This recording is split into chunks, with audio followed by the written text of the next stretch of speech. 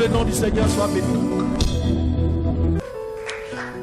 On va ensemble prier pour terminer l'enseignement que j'ai donné depuis un moment pour préparer justement la Pentecôte. Après la Pâque, j'ai commencé à donner un enseignement sur la nouvelle naissance. Anagenao, la nouvelle naissance. Anagenao, la nouvelle naissance. Que Dieu m'accorde la grâce ce matin de vous parler et de faire avec vous, comme je dirais, la conclusion. Je voulais faire la synthèse, tout ce qui a été dit, mais je pense que je n'aurai pas assez de temps. Je vais juste terminer avec ce que j'ai mis sur mon cœur. Amen. Le dimanche dernier, qui a été béni par le ministère du prophète Ouattara Malik, mon fils. Il parle bien, non? Moi-même, j'aime trop l'écouter. Alléluia. Rendons gloire au Seigneur pour ce moment. Bénissons Dieu pour sa parole. Et nous allons partager quelque chose. Que Dieu bénisse sa parole. Seigneur, merci pour ce moment que tu rends possible. Quelle grâce et quelle joie d'être dans la présence de Dieu. Tu as dit dans ta parole que 1 heure dans tes parvis vaut mieux que 1000 ailleurs. Et je le crois. Je le crois. Alors je prie ce matin que tu bénisses ces instants que nous passons ensemble. Cette maison est ta maison. Qu'il te plaît, Seigneur, de nous visiter comme tu le veux. Ma prière, Père, est que nous puissions faire les choses par l'Esprit de Dieu. Accorde-nous cette grâce d'être conduits par ton Esprit, afin que toute la gloire et l'honneur te reviennent à toi seul, au nom de Jésus-Christ de Nazareth. Amen. Est-ce qu'on peut acclamer très fortement le Seigneur?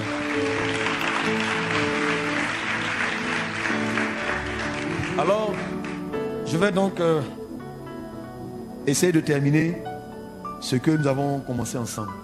Mais avant cela, je veux que tu demandes à ton voisin de ma part, est-ce que tu es né de nouveau? Il n'a qu'à te répondre. Il a répondu? Il a répondu. Il est né. Il n'est pas né. Soyez bénis au nom de Jésus. Alors, lorsque l'apôtre Pierre écrit sa première lettre, si on en vient au deuxième chapitre, 1 Pierre chapitre 2. En 1 Pierre au chapitre 2, à partir du verset 2, la Bible dit ceci: désirez comme des enfants nouveau-nés le lait spirituel et pur, afin que par lui vous croissiez pour le salut. La Bible ici dit que nous devons désirer comme des nouveau-nés. Donc voici encore un autre exemple, une autre écriture qui parle de nouvelle naissance. Parce que ce nouveau-né qui est ici, qu'est-ce qu'il peut comprendre? On ne parle pas d'un nouveau-né en tant qu'un bébé qui vient de naître, un bébé de quelques jours, quelques semaines. Il s'agit là d'une naissance spirituelle. Quelqu'un qui est né en esprit. Hein? Souvenez-vous que notre texte de base était en Jean au chapitre 3. Quand Nicodème vient nuitamment rencontrer le Seigneur, lui poser la question: mais Seigneur, comment ces miracles peuvent-ils s'opérer? On sait que tu es un enseignant, tu es un docteur venu de Dieu pour enseigner Israël. Et c'est là que le Seigneur Jésus-Christ va lui dire que si quelqu'un ne naît d'eau et d'esprit, si quelqu'un ne naît de nouveau, il ne peut voir le royaume de Dieu. Il dit: mais comment cela peut-il être possible? Devrais-je encore retourner dans le sein de ma mère, dans le ventre de ma maman, moi qui suis vieux? Le Seigneur lui dit: mais non, Nicodème, tu n'as rien compris du tout. Il a dit non, que si quelqu'un ne naît d'eau et d'esprit, il ne peut voir, il ne peut entrer dans le royaume de Dieu. Et là-bas, il y a une parole qui nous interpelle. Il dit que ce qui est né de la chair est chair, mais ce qui est né de l'esprit est esprit. Voyez-vous? Donc, la parole de Dieu que nous avons reçue, que nous avons acceptée, a cette capacité, n'est-ce pas, de séparer en nous l'âme et l'esprit. Étant entendu que nous avons été formés par Dieu, Dieu a formé l'homme à partir de la poussière de la terre et Dieu a soufflé en l'homme. Il y a quelque chose qui est sorti de Dieu et qui est entré en l'homme. On parle du souffle de Dieu qui est traduit par le mot Roua, qui veut dire esprit. Donc quand Dieu souffle sur l'homme, il lui communique quelque chose qui est entré en l'homme et qui a fait que l'homme est devenu, comme la Bible dit, une âme vivante, un être vivant. Mais lorsque l'homme a péché, alors, je vous ai déjà expliqué, je ne reviendrai pas dessus, son esprit qui le dirigeait, qui le conduisait, s'est réfugié dans ses émotions, donc dans son âme. Amen. Et donc dès cet instant, l'âme a pris le contrôle de l'être, de l'homme. Et il est devenu maintenant un homme qui raisonne, qui prend des décisions à partir de son âme et non plus de son esprit. C'est comme ça qu'on dit que la gloire de Dieu l'a quitté. Il s'est rendu compte qu'il était nu. La gloire de Dieu qui était sur lui est partie. Il était nu, mais il n'avait pas honte parce qu'il y avait la gloire de Dieu, il n'avait pas encore péché. Mais quand le péché est venu, c'est ainsi que l'homme a été complètement déformé. La forme qu'il avait devant Dieu, qui était vraiment où il fonctionnait dans un niveau spirituel élevé par son esprit, qu'il avait reçu de Dieu, eh bien il a été déformé. Mais lorsque nous acceptons Jésus de Nazareth, le Fils de Dieu, ce qui se passe, c'est que le Saint-Esprit vient opérer en nous avec la parole de Dieu pour nous transformer, pour que nous retrouvions la forme que nous avions lorsque nous étions dans le jardin. Dieu nous a formés, Satan nous a déformés, mais Jésus vient nous transformer par son esprit pour qu'on retrouve la forme initiale de fonctionnement par notre esprit. C'est pourquoi on a besoin de naître de nouveau. Une deuxième naissance qui est spirituelle. Et l'homme qui est né ainsi, qui vit cette expérience de la nouvelle naissance, on en a besoin. Alors le mot qui est utilisé, c'est anagenao, qui veut dire régénérer, ramener à la vie, ressusciter, ressurgir, raviver, ranimer. Comme quelqu'un qui était là, inanimé, et qu'on venait réanimer. Le souffle reprend, le battement reprend, la vie revient. Mais il est encore petit, il est encore faible. C'est pourquoi Pierre dit, désirez comme des enfants nouveau-nés. Donc, ceux qui expérimentent nouvellement cette naissance spirituelle ont besoin de lait. Le lait spirituel est pur. Vous voyez, un bébé, on ne le nourrit pas avec la viande. On ne nourrit pas un bébé avec un foutou, avec un tchéké. Un bébé, c'est avec on le nourrit avec du lait. Et ce matin, je veux que tu comprennes et que c'est avec le lait qui va commencer à faire quoi? À grandir. On parle de lait spirituel. Ici, ce lait spirituel dont il est question ici, il ne s'agit pas de lait que nous connaissons, mais il s'agit plutôt de la parole de Dieu. Mais on parle des principes élémentaires de la parole de Dieu. Les fondamentaux de la parole de Dieu. Alléluia. Et on en a besoin. Mais dans ta marche avec l'esprit, tu ne peux pas te contenter de ça seulement. Parce que quand tu vas commencer à grandir, bien évidemment, un autre type de nourriture te sera nécessaire. C'est comme ça que vous pouvez comprendre quand le Seigneur Jésus-Christ est tenté dans le désert. Lorsque Satan vient vers lui pour le tenter, il lui dit, alors qu'il a jeûné 40 jours et 40 nuits sans manger, il va lui dire en Matthieu chapitre 4, c'est précisé, si tu es le Fils de Dieu, ordonne que ces pierres deviennent du pain. Et Jésus va répondre ceci. On est au verset 4, Matthieu chapitre 4. Il va dire, mais l'homme ne se nourrira pas seulement de pain, mais aussi de toute parole qui sort de la bouche de Dieu. Frère, tu n'as pas besoin de prouver que tu es fils de Dieu. Parce que si tu es fils de Dieu, fais telle chose. Ils ont dit au Seigneur, si tu dis que tu es fils de Dieu, alors quel miracle tu fais pour nous montrer que tu es fils de Dieu? On n'a pas besoin de prouver qui on est en opérant un miracle. Et souvent, beaucoup de personnes se sont trompées en allant opérer des miracles pour prouver qu'ils ont l'appel de Dieu. On va voir ce soir à la veillée. Il va se concentrer pour venir prouver que lui aussi, il a l'onction. Elle aussi, Dieu l'a appelé. Donc, tu vas aller jeûner, prier, parler en langue. Non, je vais prier jusqu'à ce que j'ai plus de force. Donc, il a prié jusqu'à 72 heures. Pour venir prouver qu'il a appelé. Je suis celui que Dieu a établi sur cette nation. M'a dit un jour un serviteur de Dieu, organisons un programme au stade où fait Boigny. On appelle tous les prophètes. On va voir qui est le prophète que Dieu a établi dans cette nation. Il dit, vraiment, comment on lit la Bible? Dis à quelqu'un, tu n'as pas besoin de prouver quoi que ce soit. C'est un témoignage personnel que je suis fils de Dieu. Quand l'Esprit de Dieu me dit ça, je n'ai pas besoin de quelqu'un me le confirme. Non, ça me suffit. Donc, si Jésus ce jour-là avait multiplié les pains, avait transformé plutôt les pierres en pain, ce qui se serait passé, c'est ceci. C'est lui, Jésus, il sait. Il a dit à Pierre plus tard, tu es Pierre, et sur cette pierre, je bâtirai mon église. Et maintenant, là on lui demande, qu'est-ce que le diable fait? De toute façon, tu as faim là, si tu es vraiment le Fils de l'homme, les pierres qui sont là, transforme ça en pain. Autrement dit, c'est nous autres là, notre avenir spirituel qui est en train d'être transformé là. Au lieu d'être des pierres dans la maison de Dieu, on serait quoi? Du pain. Pour la consommation de qui? Des démons et des esprits. Jésus a vu dans le film, il a dit non, l'homme ne se nourrira pas seulement de pain, mais aussi de quoi? De toute parole. Donc, on comprend par là que la parole de Dieu est une nourriture. Est-ce qu'on se comprend? Ça peut aller. La parole de Dieu est une véritable nourriture. Et quand le Seigneur voit ta posture, tu es un nouveau-né, on ne te donne pas la viande. Ce n'est pas toutes les révélations que tu dois entendre.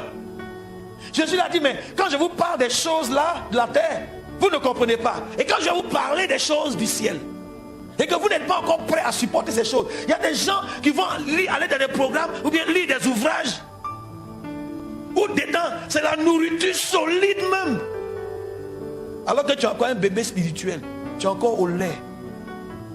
C'est pourquoi tu as besoin d'avoir quelqu'un qui est établi sur toi.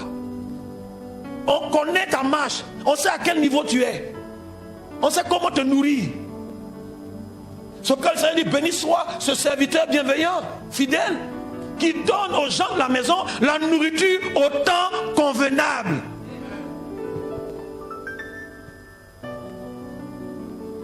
C'est pas tout que tu dois manger.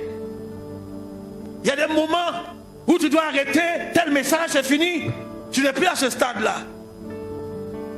Allons encore dans une autre écriture pour que tu comprennes. Donc Hébreux chapitre 5 au verset 11. Nous avons beaucoup à dire là-dessus et des choses difficiles à expliquer. Pourquoi? Parce que vous êtes devenus comment? Lents à comprendre.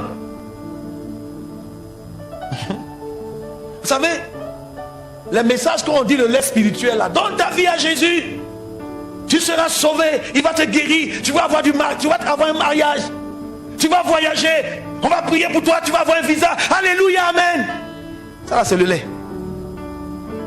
C'est le lait, ça t'encourage, c'est sucré. C'est sucré. Hein? C'est bon. Tu vois les chrétiens, alléluia, amen. Je reçois. On dit amen et tu reçois la grâce de Dieu. Je reçois. Bon, ça c'est le lait en poudre. Oh, mais combien d'années après, tu es encore dans ça? Hey, mais depuis là, il n'y a pas encore de miracles. Hey, tu es encore là-bas. À ces rudiments-là, les choses qu'on fait pour que les gens rentrent dans la maison de Dieu. Mais une fois rentré, il faut progresser. Il faut grandir. Il faut te développer parce que tu es devenu un esprit. Quand les gens restent encore là-bas, ils rentrent seulement, on leur donne lait, ils rentrent seulement, ils ont grandi. On continue de leur donner quoi? Du lait. Et tu les vois, ils sont balèzes avec des couches, avec les grenouillères, avec leurs gros biberons. Biberons dans ça. Ils veulent le lait. Dis amen. Non, il y a un temps pour le lait. Alors, on est au verset 11. Il y a tellement de choses à dire. Souvent, il y a des choses qui sont difficiles à expliquer. Mais il dit, quand vous êtes devenu lent, parce que vous êtes tellement habitué au lait. Regardez, hein. Il dit, mais vous en effet, je parle à quelqu'un ici. Vous en effet, qui depuis longtemps, vous deviez être des maîtres. Vous en avez encore besoin. Vous avez encore besoin plutôt qu'on vous enseigne les rudiments de la parole. Vous en êtes venus à avoir besoin, longtemps après, avoir besoin encore de quoi? De lait et non d'une nourriture solide. C'est-à-dire que vous n'avez pas grandi. Donc maintenant pour vous entretenir, ça devient difficile. Vous n'avez pas évolué, vous n'avez pas grandi. Votre esprit n'a pas grandi. Ce qui veut dire que tu n'as pas pris le temps de nourrir ton esprit. Tu n'as pas pris le temps d'entretenir l'esprit. C'est comme on dit l'homme intérieur. Cet homme nouveau. Et quand tu viens, tu es là. Et c'est vous qui n'avez pas grandi dans l'esprit. Des cacabas en esprit. Des pygmées en esprit. Non, pas des pygmées même soit adultes. Un autre mot. On peut dire comme des enfants attardés. Qui tardent à se développer. Donc c'est qu'il grandit, il ne peut pas marcher. Vous voyez ce genre d'enfants, non? Handicapés, et puis ils sont en train de ramper, gros, ils sont bien gros. Quand ils te voient, même pour parler, ils ne peuvent pas parler en esprit. Vous êtes encore au point d'avoir besoin de lait.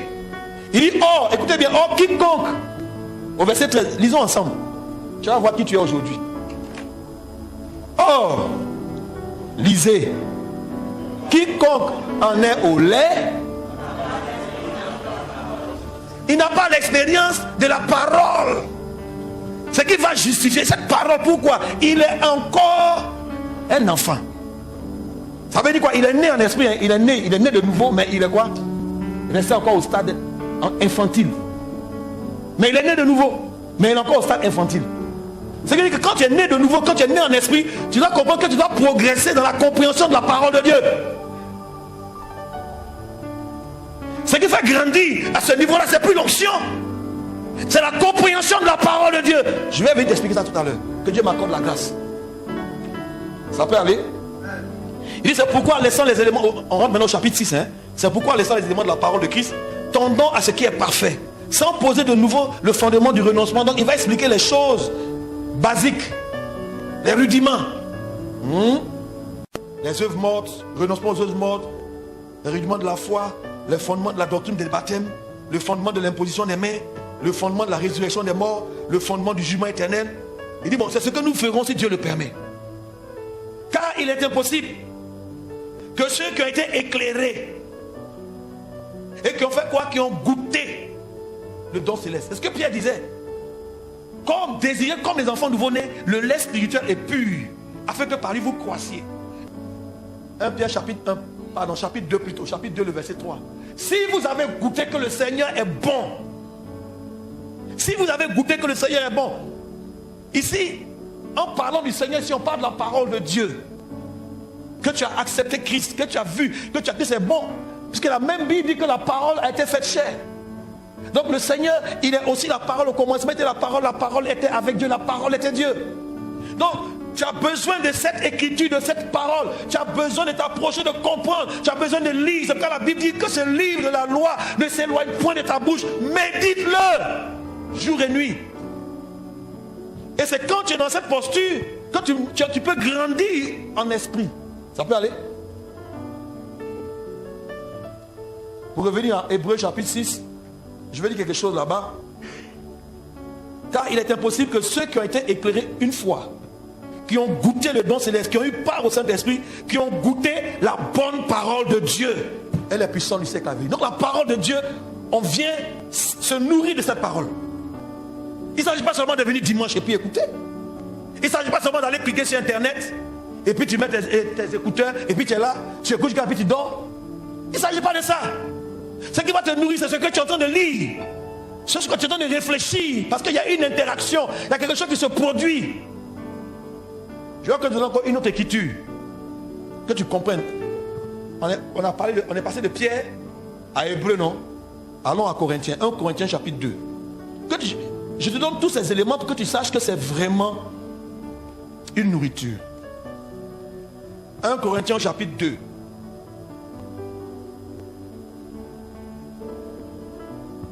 Alors, je suis au verset 11.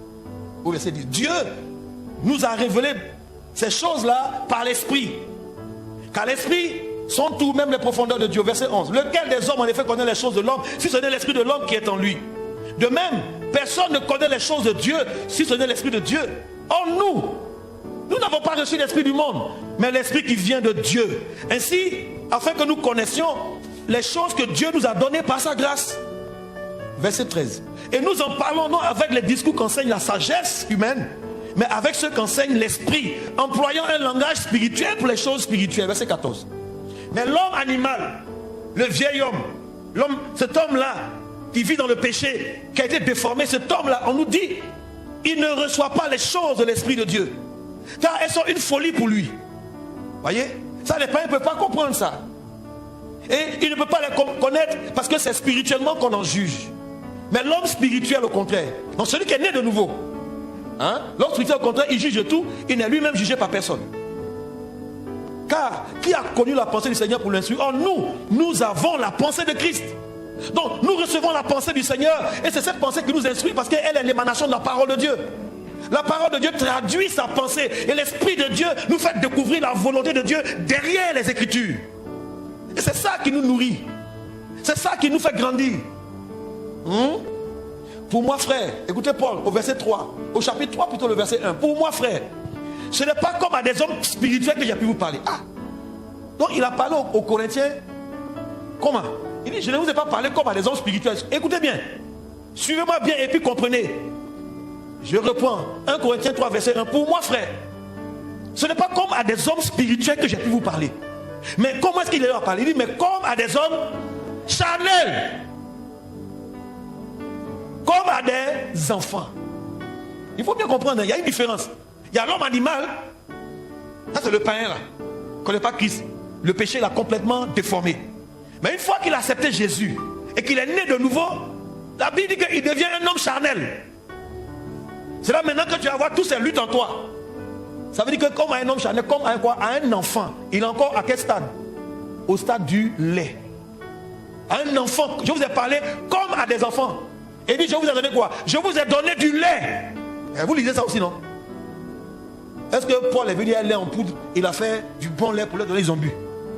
Il parle de la parole, il parle d'enseignement. Mais c'est quel enseignement ou c'est le lait? C'est pour les enfants, c'est des bases. C'est des choses qui, c'est facile à boire. On ne mange pas, on ne croque pas, il n'y a rien de dur dedans. Ça c'est le message, tu seras béni. Des chrétiens qui aiment ça, ils sont encore à quel niveau? Vous voyez à quel niveau ils sont. Ils sont chrétiens, ils ne sont plus hommes animaux. Mais ils sont des enfants, donc ils sont comment? Charnels. Est-ce que quelqu'un comprend ça? Tu pensais que c'est le païen qui était charnel? Il s'agit des enfants de Dieu. Quand on dit on est né de nouveau là, tu es né de nouveau, tu es d'abord comment? Charnel. Parce que tu es encore au lait. C'est là où il y a des luttes. Tu vois maintenant des luttes en toi. Tu tombes, tu luttes, mais comment on fait? Je ne voulais pas faire ça, puis j'ai fait. Ça, c'est les enfants charnels. Si vous lisez, vous allez bien comprendre. Parce que vous êtes encore charnel, je vous ai donné du lait, non de la nourriture solide. Ça veut dire qu'à ce stade, il ne pouvait pas supporter un type d'enseignement.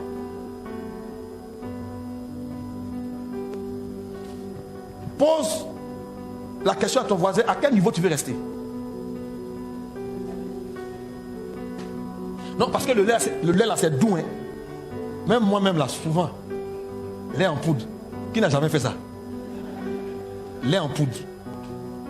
Même lait sucré. Et on m'attendait. Il y avait les grosses boîtes de Nestlé dans le frigidaire.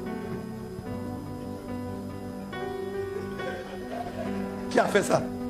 Je prends la grosse boîte, il y avait un petit couvercle bleu là.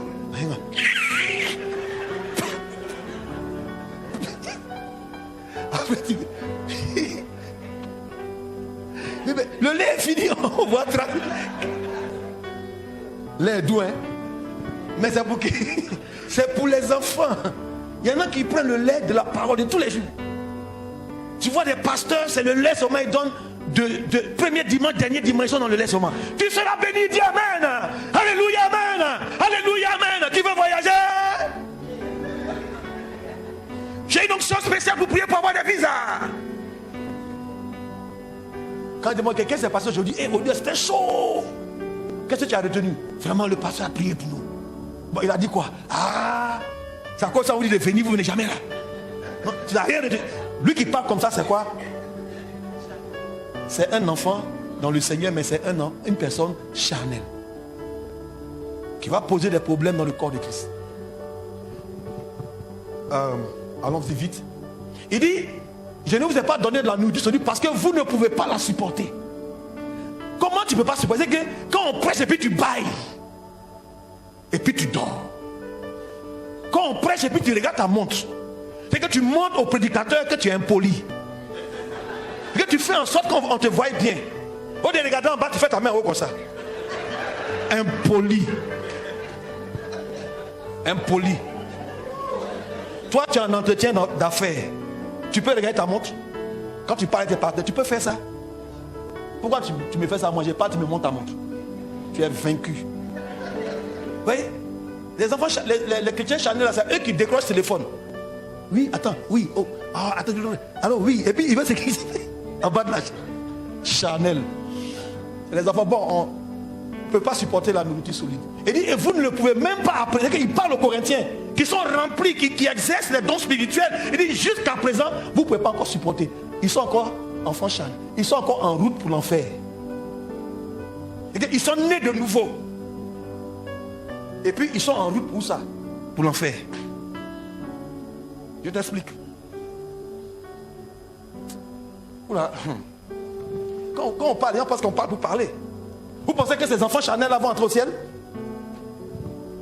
Paul le précise plus tard. Il dit que tous ceux qui commettent de telles choses n'hériteront pas le royaume de Dieu.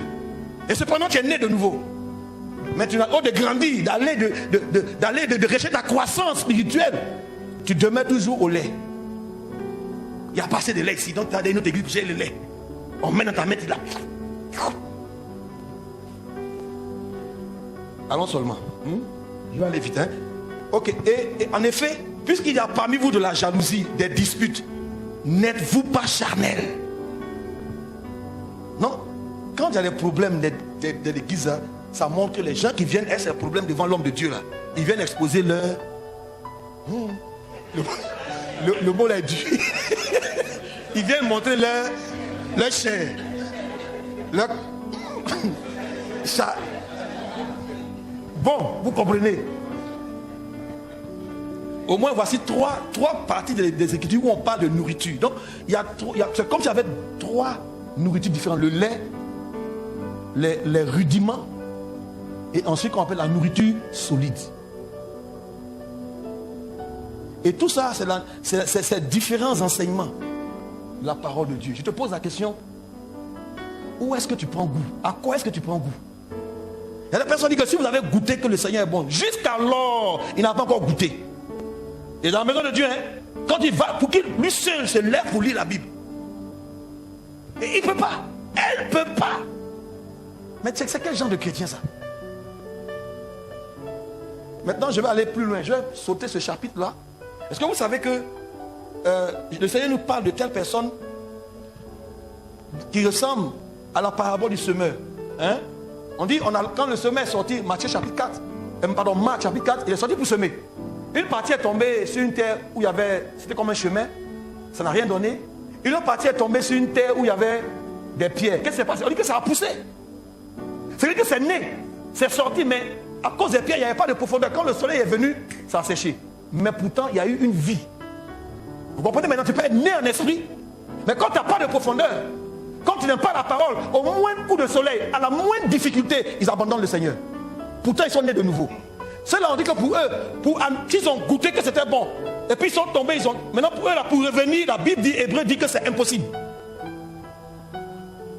On parle encore d'autres chrétiens, ils sont nés de nouveau, on m'a dit que la terre, il y avait quoi? Il y avait des ronces et des épines. Ça a grandi, mais les épines ont étouffé.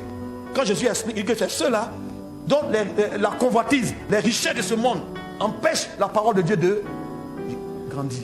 Pourtant, ils sont nés. Ils existent. Il y a une existence, mais ils ne peuvent plus se développer. Ils ne peuvent plus avoir accès à un autre niveau de compréhension de la parole de Dieu. Ils sont restés là seulement. Là, c'est ce qui les préoccupe, les richesses de ce monde. Et il y a des églises où on les donne le message de ça. On ne les amène pas à grandir. Ici, là, je ne te donne pas, on donne du lait aux nouveaux. On les baptise. C'est à cause de ça, on les amène, il y a l'école biblique. On leur permet de grandir. Et quand tu arrives ici, là, tu es au restaurant. C'est pas la pharmacie où on demande lait. Ici, tu es au restaurant. Qui allait dans un restaurant à Abidjan ici, et puis quand il a demandé la liste là, il y a lait dedans. Moi, vous faisiez déjà. C'est dans quel restaurant on prépare lait? Lait. Non. Non. C'est en fonction de ton niveau spirituel qu'on te propose un type d'enseignement. C'est en fonction de ton niveau spirituel, ta croissance en esprit qu'on te propose une nourriture. Je vais pas aller plus loin avec vous. Je vais pas aller un peu plus loin. Ok, allons dans 1 Corinthiens chapitre 6. On est dans 1 Corinthiens, on tourne ta page seulement 2 fois. Et là maintenant, je vais parler à des adultes. C'est quelqu'un dit que lui il a un enfant, il faut boucher des oreilles. Lisons à partir du verset 15. 1 Corinthiens chapitre 6 verset 15. Et puis on va parler ensemble. Vous allez m'aider à comprendre quelque chose. Ou je vais vous aider à comprendre quelque chose. Ne savez-vous pas que vos corps sont des membres de Christ? Quelqu'un l'a lu? Vous lisez avec moi? Prendrais-je donc les membres de Christ pour en faire les membres d'une prostituée? Là on parle de quoi? On parle de quoi? Vous ne voulez pas me dire? Allons encore. Loin de là. Ne savez-vous pas que celui qui s'attache à la prostituée est un seul corps avec elle? Car il est dit, car est-il dit, les deux deviendront une seule chair. Pause. Celui qui s'attache à une prostituée, il fait quoi? Non, faux. Celui qui s'attache à une prostituée, il est en train de faire quoi? Il est en train de coucher avec elle. Donc, toi qui vas au bordel là, fais attention. Et toi aussi qui gères les busy, fais attention. Ça n'existe pas dans la maison de Dieu. Mais ici, le Seigneur est en train de prendre cet exemple là pour nous faire comprendre une réalité au verset suivant. Ici, celui qui s'attache à la prostituée, c'est celui qui va avoir un rapport sexuel avec la prostituée. Bon, par pudeur. Quel mot on peut utiliser pour changer rapport sexuel? Donnez-moi un mot. Donnez-moi un mot. Donnez-moi un mot. On parle d'intimité. Donc, le mot qui est dans intimité, qui est dans rapport sexuel, qui est dans la Bible, là, comme le Seigneur est pudique, pour cacher ça là, on dit connaître. Ou bien intimité. J'arrive. Dis à ton voisin, le pasteur veut te parler matin là. Il faut lui dire, tu regardes ta montre, tu vas me sentir. Il faut regarder si tu es garçon. Il faut regarder ta montre si tu es une femme. Tu vas me sentir matin là. Le verset suivant dit quoi? Le verset suivant, écoutez bien. Le verset suivant dit ceci. Mais celui qui s'attache au Seigneur, il fait quoi avec lui? Il devient avec lui un seul quoi? Esprit. Le mot ici qui est utilisé, c'est attaché. De la même manière que l'homme s'est attaché à la prostituée, de la même manière on peut s'attacher au Seigneur. Tu veux grandir en esprit, tu dois t'attacher à lui. De quelle manière? De la manière dont on s'attache. Ça veut dire que les deux deviendront une seule chair. À quel moment dans la Bible on a dit les deux deviendront une seule chair? À quel moment? C'est dans le cas du mariage, depuis Genèse. Voici c'est que chair de ma chair, os de mes os, on l'appellera femme. L'homme quittera son père et sa mère et s'attachera à sa femme. Et les deux deviendront une seule chair. Et le mot biblique, pudique, pour parler de relations sexuelles entre l'homme et la femme, c'est connaître. Quand vous lisez plus tard, on dit que Adam connut Ève et Ève enfanta. Quelque part encore, on nous dit Elkana connut Anne et Anne enfanta. Quelque part, parlant de Jésus lui-même, dans le livre de Matthieu, on dit Joseph plutôt, ne connut point Marie. Ça veut dire quoi? J'ai même posé, ça dit quoi? Qu'il n'a pas eu de rapport sexuel avec elle. Mais on dit il ne connut point Marie jusqu'à ce qu'elle eut enfanté. Ça veut dire quoi? Ça veut dire qu'après qu'elle eut enfanté, en français facile, après qu'elle eut enfanté, il l'a connue. Et puis ils ont eu des enfants.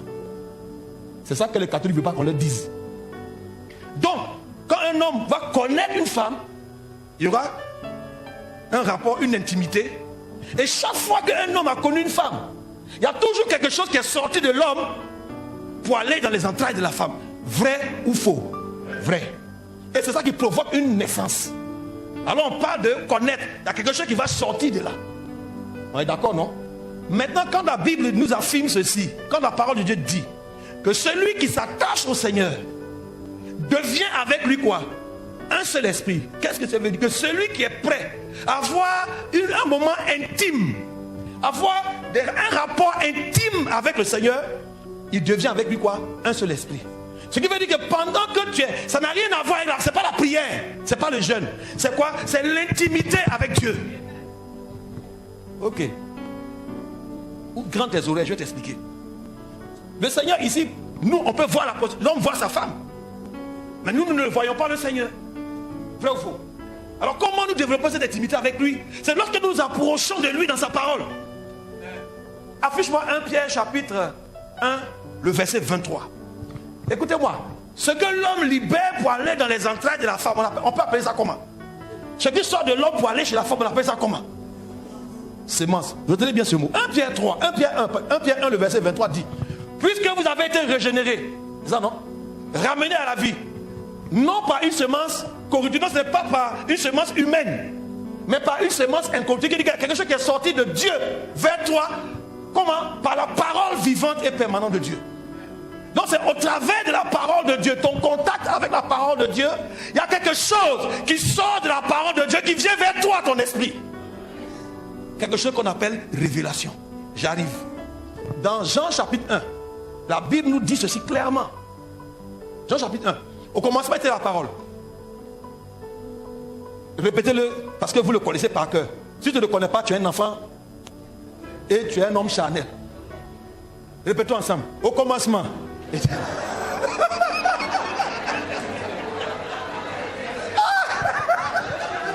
Acclame le Seigneur. Au commencement était la parole était avec Dieu, la parole était Dieu.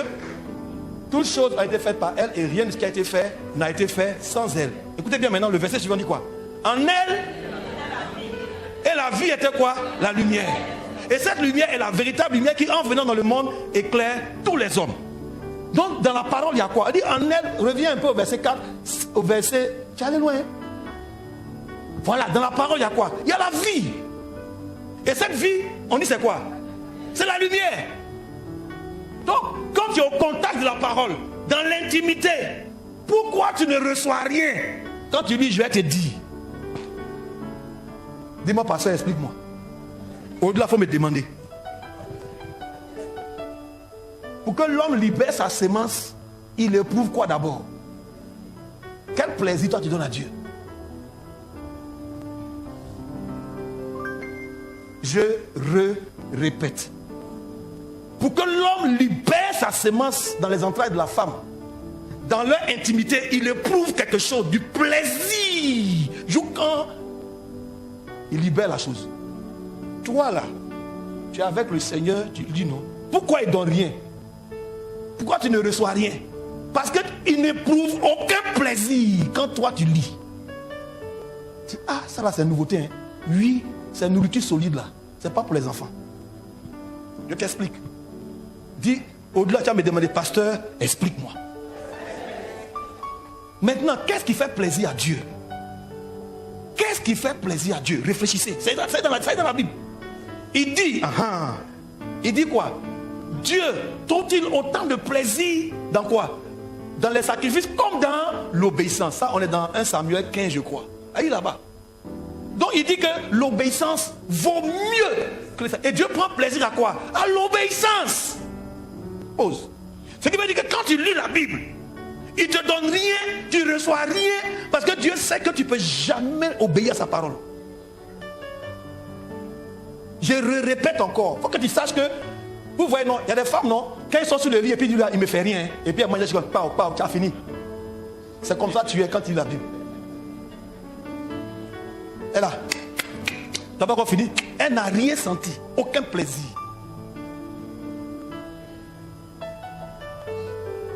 C'est une nourriture solide là qui est là. Tu es enfant, bouge tes oreilles.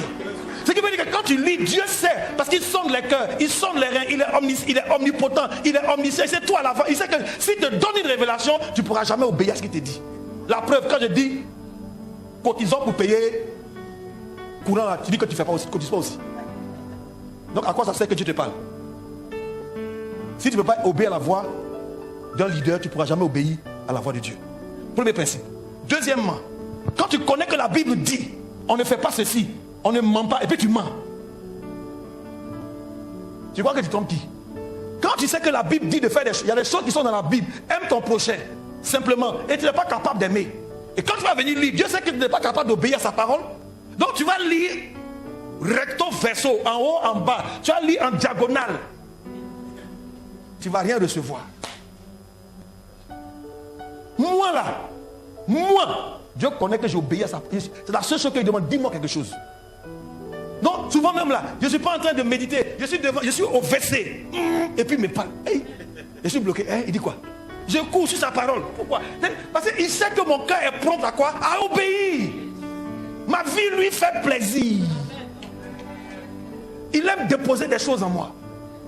C'est pourquoi quand tu es en contact avec la parole de Dieu pour la méditer, il dit que ce livre de la loi ne s'éloigne point de ta bouche. Médite-le. Pourquoi un livre s'éloigne de la bouche? Un livre ne devrait pas s'éloigner de tes yeux. Parce que ton contact avec un livre, c'est d'abord tes yeux. Tu n'as jamais réfléchi à ça? Pourquoi dire la bouche? Parce qu'il y a une nourriture pour ton esprit. Mais tu ne pourras pas recevoir ça tant que Dieu n'a pas vu en toi la capacité de lui obéir. Et ça, tu dois la démontrer à Dieu. Tu ne peux pas tromper le Seigneur. C'est pourquoi tu ne reçois rien. Tu lis, tu ne reçois rien. Seigneur, parle-moi. Mais pour que Dieu te parle au travers des Écritures, il faut qu'il éprouve du plaisir. Parce que c'est uniquement par plaisir, après un immense plaisir, plaisir extrême, que l'on libère sa sémence. Vous aussi. Toi, tu fais quoi pour que Dieu libère sa semence en toi? C'est à cause de ça, ta vie ne lui dit rien. Tu es sur sa grâce qu'il donne à tout le monde. Là, tu es en bas de ça, il pleut sur tout le monde. Il y a soleil sur tout le monde. Tu peux payer des gardiens pour surveiller ta maison. Il y a clôture électrifiée pour te garder. Tu es malade, tu vas à l'hôpital. Pour avoir ton salaire, tu es obligé de travailler pendant des heures et des heures. Dieu ne prouve aucun plaisir. Ta vie ne fait même pas plaisir à Dieu. Vous pensez que c'est donner dîme seulement, donner offrande? Non. Quel contact tu as? C'est là on parle de semence là. La semence, ok, je vous pose encore une autre question. Dis, pasteur, parle-moi ce matin. Il y a une différence entre l'onction et puis l'intimité. Hein? C'est très différent. L'onction qui se manifeste dans la vie de l'homme de Dieu, vous voyez ça, c'est public. Quand vous voyez l'homme de Dieu, ce que vous voyez de lui pendant qu'il prêche, pendant qu'il prie, ça c'est l'onction, c'est la manifestation extérieure. Vrai ou faux? Ça c'est pas son intimité. C'est pas son intimité. Ça se passe à l'extérieur. Tu peux être émerveillé. Mais son intimité là, qui voit ça? Qui a déjà vu intimité? Je n'ai pas dit nom de quelqu'un, mais bon. L'homme de Dieu là, tu l'admires, tu le suis sur les réseaux, tu vois ses programmes. As-tu déjà vu son intimité avec sa femme? L'intimité se passe toujours dans un lieu clos, fermé. On ferme la porte, on ferme les fenêtres. Même les enfants ne sont pas au courant. C'est là-bas que son intimité, c'est là-bas qu'il y a quelque chose qui se libère. Frère, je parle d'intimité. Quand le Seigneur Jésus a dit que si quelqu'un veut... Les disciples lui ont demandé, Seigneur, apprends-nous à prier. Il leur a dit, quand vous priez, faites quoi? Il leur a indiqué d'abord un lieu. Entrez où ça? Dans la chambre. Dans la chambre, on fait quoi là-bas? Intimité. Ferme la porte. C'est-à-dire que chacun de nous a un rapport personnel avec le Seigneur. Tu n'entretiens pas ça. Tu te contentes de l'onction qui est sur la vie de l'homme de Dieu. Mais quelle semence tu reçois et l'onction sur la vie de l'homme de Dieu ne bâtit pas ton esprit. À la limite, ça peut te guérir. Ça peut ouvrir une porte pour toi, pour le travail. Tu peux voyager. Mais ton intimité avec Dieu, ton esprit qui grandit, c'est pourquoi vous resterez toujours des enfants charnels. Parce que vous recherchez l'onction sur la vie de l'homme de Dieu. Mais où est la semence de Dieu qui vient dans l'intimité avec lui? Quand ta vie lui fait plaisir, quand tu es prêt à lui obéir, et qu'il relâche au-dedans de toi ce qu'on appelle la vie. Parce que c'est dans cette semence de l'homme qu'il y a la vie de l'homme. Vous êtes d'accord avec moi? C'est comme ça que celui qui s'attache au Seigneur, il devient quoi? Un seul esprit avec lui. Ah, j'aime ce silence. Il sent bon ce silence. Quelle est ton intimité avec lui? Vous savez, il y a plusieurs serviteurs de Dieu qui opèrent avec l'onction mais qui sont encore charnels. Hein? Vous savez ça? C'est écrit dans la parole de Dieu. Il dit, mais il y a des divisions au milieu de vous. Certains disent, je suis de Paul. D'autres disent, je suis d'Apollos. D'autres disent, je suis de Pierre. Combien disent, ah, moi j'aime tel pasteur. J'ai pas dit nom de quelqu'un. Notre église là. Ça c'est un homme charnel qui parle comme ça. Est-ce que ce que je dis a un sens pour quelqu'un? Chaque fois que vous voyez quelqu'un qui parle comme ça, qui agit comme ça, qui se comporte comme ça, alors il montre qu'il est quoi? Il montre son état spirituel. Sachez discerner à qui vous avez affaire. Malheureusement pour nous, aujourd'hui le chrétien ne veut pas payer le prix. Il pense que c'est trop lui demander. Mais tu es en train de bâtir ton esprit, frère. Tu bâtis ton esprit. Et tu deviens géant en esprit, gaillard, costaud. Et c'est à ce moment-là qu'il y a la nourriture solide. Et la nourriture solide, là, Joe, quand je mange, ça ne peut jamais rentrer dans ton ventre. Oh, je n'ai pas parlé à quelqu'un. Toi, tu penses que ces révélations-là, ça rentre dans le ventre de plusieurs personnes? Depuis qu'on allait au restaurant, et puis les autres ne mangent pas, puis moi, je mange. Laissez-moi manger, et puis ça va vous nourrir. C'est possible, ça? Est-ce que vous voyez ce que moi je peux recevoir? Ce que Malik reçoit, le prophète Malik. Il a au moins 10 Bibles. Ou bien ma fille, est-ce que je me trompe?